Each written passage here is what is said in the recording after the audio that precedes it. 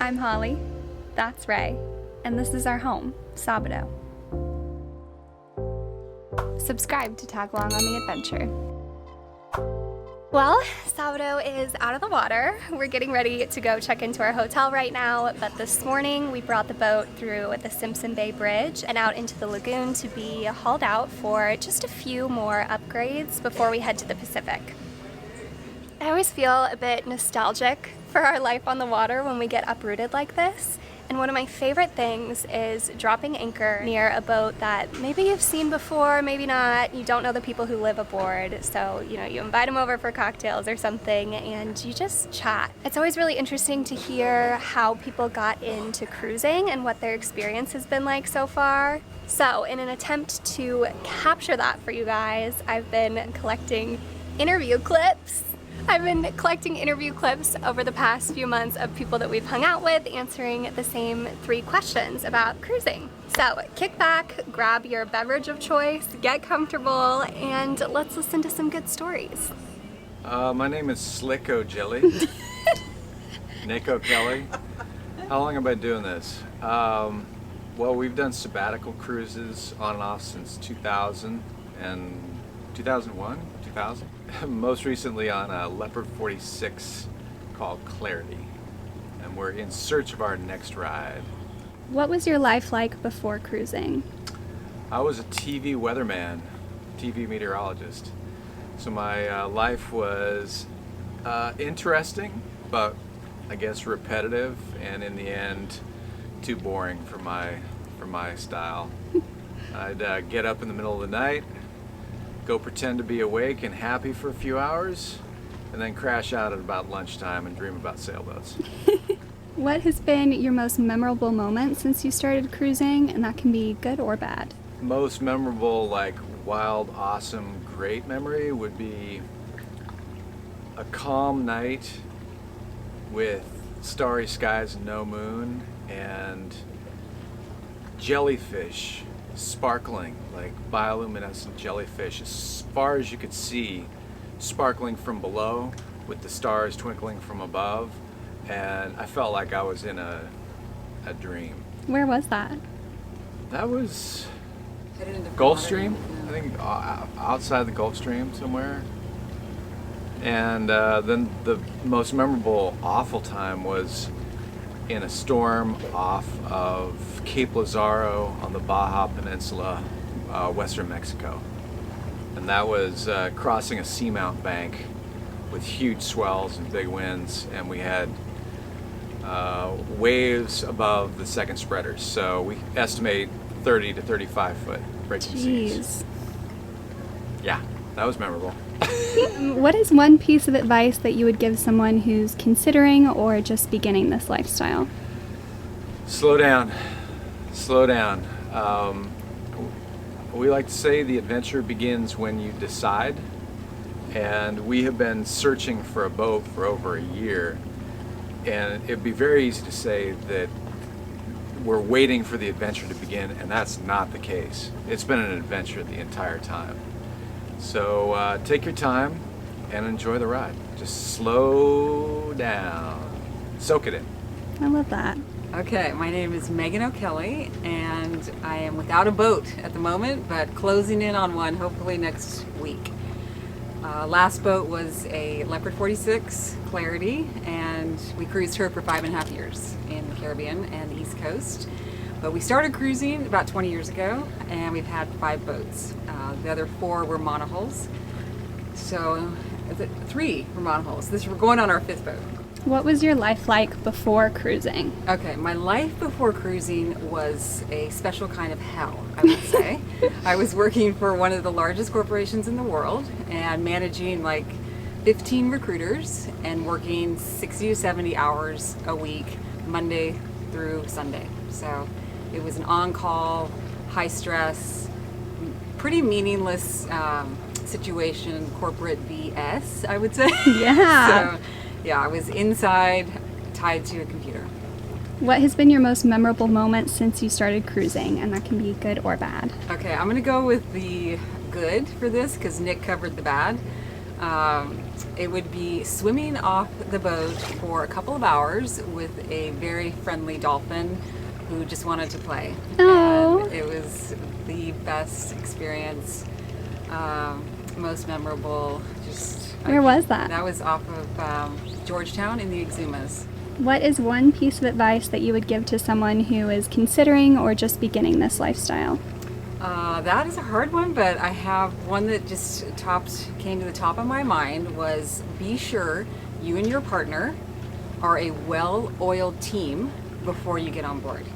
Because a lot of people who, are working the corporate lifestyle or working in different capacities with their partner, doing different things, and then coming together 24/7 to run a small city is a big change. And so as much as you can get experience working in a small space together for 24/7, to see how you operate together in that situation would be my advice.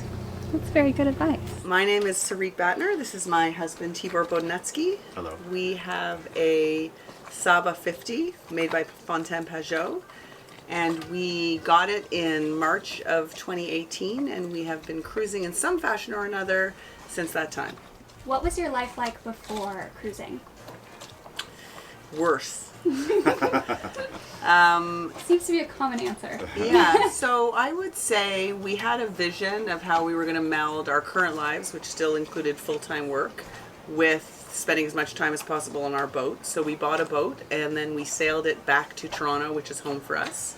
And we did that to sort of have it as a cottage in the city, and we had kids who were still in high school, and for us it was a good combination of being able to be on the boat, be out on the water, and be near our jobs and be near our family.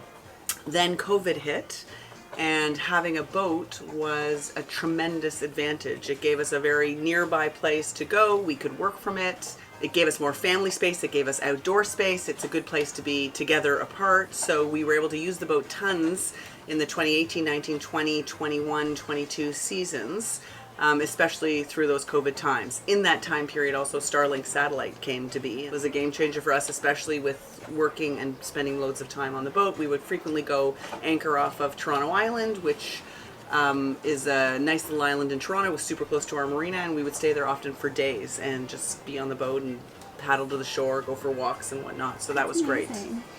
Then in Water's cold there, though. very cold. The water is very A little cold. bit different now. Yeah. Then in the fall of 2022, we sailed after our youngest went off to university. We sailed the boat back to The next day, actually. Yes, we sailed the boat back to Wasting no time. no time. He took it a little personally. Yeah. He said, it's hard not to take that personally. Bye-bye. So then Hi, Tammy. on September the 5th, we sailed the boat back to the Caribbean, and we got to the Bahamas in sort of mid-October, and then we took our time till sort of mid-November, and then in January we sailed it from Bahamas to Turks, and then in March from Turks to the Virgin Islands, and then in May from the Virgin Islands to Grenada, which is its home now. And so now we're into a different phase of our cruising life, which is we come down to the boat every month for differing periods of time depending on what work allows. We can work from the boat, we can do half days of work, we can do all sorts of things. So we're sort of now settled into a different kind of cruising life than we have been since we bought the boat. What are your guys' jobs? Pilot with Air Canada. And Sarit is a lawyer. What has been your most memorable moment since you started cruising? And that can be good or bad. That whole sail down from Toronto all the way here. That's a cheat. Why is that a cheat? That's It was a lot epic. of memorable moments. Some of my most memorable moments were right before we bought Safire, when I was learning to sail, and there was a lot of sort of stress over learning the new language and the man overboard drills and sort of participating in those, which were oddly emotional, like sort of dressing up a fender as like a person and then imagining your person out there. So when I think back to sort of sailing generally, and I think of some of my most stressful times, and we've had some stressful times going through some big winds and some big weathers and some hurricanes, but I would say that learning experience was probably a notable moment. In terms of notable awesome moments, I would say when we arrived in the Abacos after crossing from Well, from Hampton, Virginia, straight shot to Marsh Harbor was the pretty Bahamas. notable. I would say, after every time we do a Then we lost passage, 2 blades off of our propeller. Right. That was not fun. Oh. When we nursed our way into St. Thomas Crown Bay Marina with almost no engines. I seem to remember that. Yeah. but some of the Thank most, you for helping. but I would say some of the most memorable things are just like, for me, I'm often up early in the morning, so watching the fish jump in the morning, watching the sun come up in the morning, to me that's a bit of the magic of sailing. And I would say some of my most memorable, when I'm at home thinking about what do I miss most about the boat, that's probably it, just like the quiet morning times. That whole trip for me was just epic. From September 5th till June, what day did we land in Grenada and we toasted with champagne? I'd have to look it up. I have would say pictures like of it. May 19th would be my guess. It might have been actually, yeah. What is one piece of advice that you would give somebody who is considering or just beginning this lifestyle? I would say my advice would be to lean in. Like, if you really want to live on a boat, you have to give way to life on a boat. That can mean a lot of different things. That means if you're up in the night because the weather is rough, enjoying being up in the middle of the night. If there's no dinghy dock and so you're going to your nice restaurant with wet sandy feet, it means having wet sandy feet. It means enjoying local culture. It means trying everything out, whether it's the food or the water or the snorkeling. It means leaning into the heat or the cold, wherever you are, like sort of just embracing what it is in the moment and not trying to make it something else. That would be my... Do not listen to your broker. They will tell you everything you want to hear. Most of it's completely untrue. And everything about a boat will cost twice as much as you think it will. As long as you're willing to accept those 2 things, then you're going to have a ton of fun. They call it a boat buck, bring out another 1,000. Break out another 1,000. I would say this though, in particular for women in sailing. Somebody told me this last summer, and it was really true. I think that, and this is a gendered statement, but it's a stereotype for a reason. It's certainly true in a lot of relationships I know. I think that there is a tendency for women when they get into boating to defer and take a different role and not take an active role in a lot of the boatier things about boating, like taking the helm, like manning the sails, like dealing with the anchor. And I think, again, sort of consistent with the lean in theme, if you really want to get the most out of boating life, you gotta have to just take a deep breath and do those things. None of them are super complicated in themselves. They're like anything. They're intimidating when you don't know what you're doing, and then the more you do them, the more you get used to them. And I think sailing itself and living on a boat becomes much more rewarding and satisfying when you're a part of it all and you're not like afraid of parts and you don't have like dark spots around parts where you're just like, I don't do that. I don't raise the dinghy. I don't drive the dinghy. I don't deal with the nav station. And I think if you lean into those things and you have some curiosity around them and you're willing to try and fail and try again, then I think the whole experience is a lot richer. That's great advice. So we're John and Anna Davison. We're on SV Coronado. We're from San Diego, California, and we started cruising in May of 2022. So what was your life like before cruising? So we have been married for 25 years. Oh, wow. We have 3 kids, and we had kids very young. So our life was pretty much suburban bliss. We raised our 3 kids in the outskirts of San Diego, and it was wonderful. It was a great life. It was soccer and events and school parties and all the things you could possibly hope for. And we both had big careers. So we were both working full time and pursuing our professional passions. And that was great for the first 25 years. It was a really good, we like to call it, it's not even a chapter, it was like a really good book. And then before our youngest got ready to go off to college, we sat down and had a big heart-to-heart of what did we want to do with ourselves when we were finally free to go do whatever we wanted, and just the 2 of us. And I think having kids young, we really, we worked, we put ourselves through college and all that stuff, so we really never had the backpack through Europe college experience or whatever, because we were working. So almost feel like we're living life a little bit in reverse. So now we're kind of doing that, and our kids are very supportive because they know, hey, you had us when we were young. You've always been there for us. You're still young. Go have fun. We'll take care of ourselves. So we set them up very well. Yeah. I think the best part about all of that for us was giving ourselves permission, especially with our careers and everything that we had worked so hard to build. We both reached a place where we told ourselves it was okay to say these things that we've worked so hard for and gone after and everything else. It's okay to change your mind. It's okay to say that was a beautiful book, but now I want to write a totally different book with these next years. And that was where we were, of just wanting something totally different, less stuff, more freedom. It's kind of like we climbed a mountain and got to the top, and we enjoyed the view for a while. And now we're like, okay, let's go find another challenge. Let's move on. So we got a boat one to see. Yep. So we bought a boat. Sounds perfect. What has been your most memorable moment since you started cruising? And that can be good or bad or one of each. Well, I would say in sailing, the highs are high and the lows are low. And we heard that before we started sailing, and that's definitely true. Probably one of our biggest lows is sailing in bad weather, and particularly lightning. I don't know what it is about lightning. I think it's because of the random nature of it. It just bothers us. And we've had a couple of times where one, we were off the coast of southern Spain, and another time we were coming up the coast of North Carolina on our way to the Chesapeake, and we were sailing through just really bad rainy, lightning weather. It's probably about 2 a.m. off the coast of North Carolina, and the lightning was just all over the boat. It was raining so hard I could hardly see. And it was one of the very few times I've thought, I wish I could get off this boat. Why am I doing this?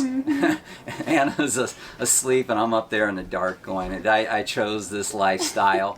And unfortunately, you can't get off. You can't stop. There's nowhere to even pull into a safe harbor up there. And so that's just one of those moments. Like, I feel like I can deal with heavy weather and things like that. A lot of the times you can manage that. But lightning is just, you feel like you're just out there waiting to get struck. And then once you get struck, it's like, okay, what do I do now? So that's a particularly bad low, I think, in my mind. Yeah, because the lightning can be devastating and take out all of your systems on the boat, all of the electrical, all of the wind, your engines, everything. So it's terrifying and you feel really powerless. Yep. So what would you say is a high? Our high, the best time we've had in our time sailing so far was in Croatia. We found a beautiful little anchorage on the island of Lastovo. It was very secluded. It was tucked into a little bay where there was only room for one boat, and we pulled back and did a shore tie, and it was everything magical that we ever could have dreamed about when we think about cruising. Like when they say all the good, it was all of the good. There was crystal blue water, just trees and a forest behind you. It was like having our own little private blue lagoon for a week. And it was absolutely magical. Like waking up every morning to, swimming all by yourself, no other boats around. It was peaceful, it was quiet, it was well protected from all the wind, so you're sleeping like a baby at night.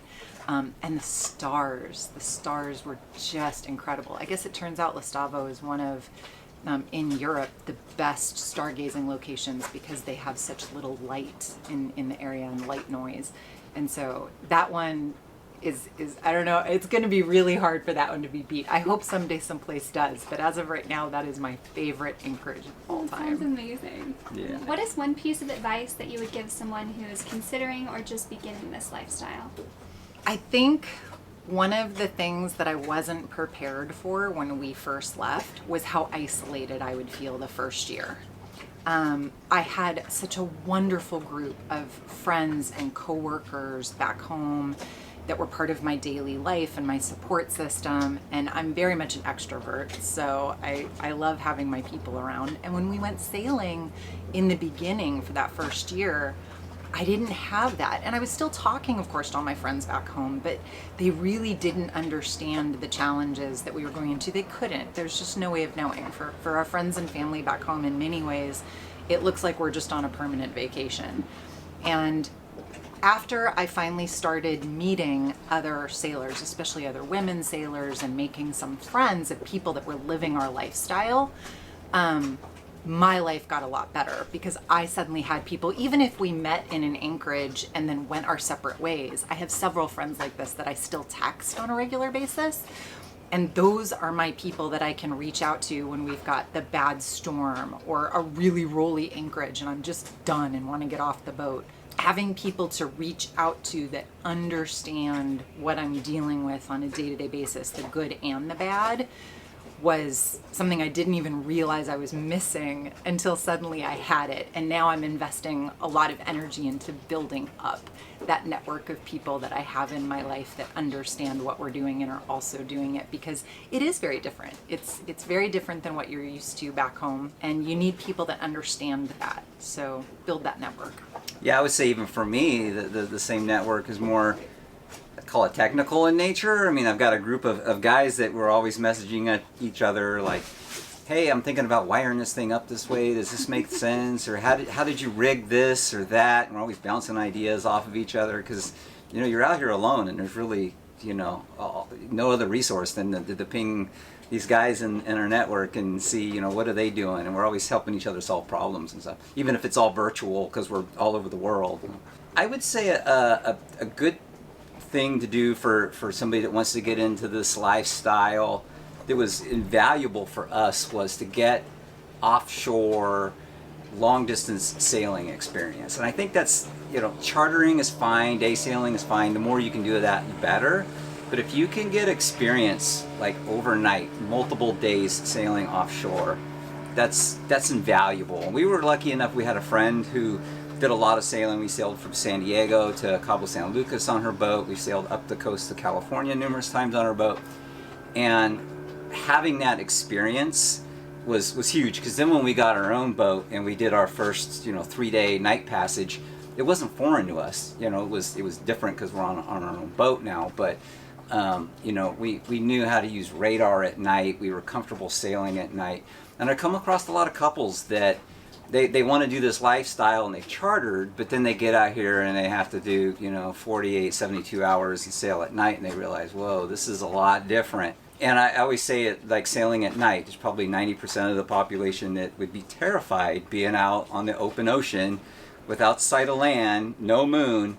And then there's the 10% of us that it's like a religious experience. Like we love it. We love being able to see the stars and that. So you have to kind of figure out, are you the 90% or the 10% group? That's good advice. We're Paul Yates and Lindsey Amanda Pulley. And we're on BlueBelle, a Lagoon 40 from 2019. How long have you been doing this? We've been out in the water now 2 years. just coming up on 2 years. Oh, wow. Live aboard 2 years. It started as an experiment, or at least a gamble. And we both had to vote to continue after 3 months, and after 6 months, and after a year. And so far, we're both voting to continue. Yep. I like the votes. That's a good tip. Yeah. What was your life like before cruising? We were a couple dating in Southern California, and it was COVID, so nobody really knows what that time was like. It was weird. But we did have a nice out. I had a quarter of a boat of a 40-foot Marlow Hunter in Southern California, and we got to go take 3, 4, 5, and 6, 7 days a week, or a month, and go out to Catalina Island. And so we spent some time together on the boat. That was a really formative portion. What has been your most memorable moment since you started cruising? And that can be good or bad or one of each. A lot of memorable moments. One that sticks out, at least, is our first sail when we finally got the boat out and we sailed south from Martinique across to St. Lucia, at least for a little bit for the day. And that's the St. Lucia Channel, as they call it on St. Lucia, or the Martinique Channel, as they call it on Martinique. And I think that was our first time alone on the boat with just the two of us, and we were in at least 2 to maybe 4 meter swells. Ooh. Some pretty big swells for a First-time catamaran owners. first-time catamaran owners coming in on the beam and having it go sideways, and Lindsey asking me if it was all okay, and me saying firmly and confidently that it was okay, and it turned out to be okay. But yeah, definitely the anxiety of that first time being out in a channel and at least 20 or 30 miles away from land That's memorable. I remember that. What is one piece of advice that you would give somebody who is considering or just beginning this lifestyle? One piece of advice: do it. Just go do it. The longer you're waiting, you are missing out. The only thing I regret is not doing it sooner, but I didn't have the right person to do it, and the stars didn't align. So if they do, don't hesitate. That's good advice. I hope you guys enjoyed this week's video. Let me know if I should make this a series. Maybe I could interview cruisers that we meet in different parts of the world. Should I switch up the questions? And a special thank you to our patrons. Hauling out and having to stay off the boat can be very expensive, and every little bit helps. But if you needed another excuse to join us over on Patreon, we post a lot of real-time exclusive updates, our monthly expenses, which includes groceries, insurance, Starlink, and a lot of other tech-related things, if you're into that. You can join through the link in the description and check back next week to see what we did while we were out of the water.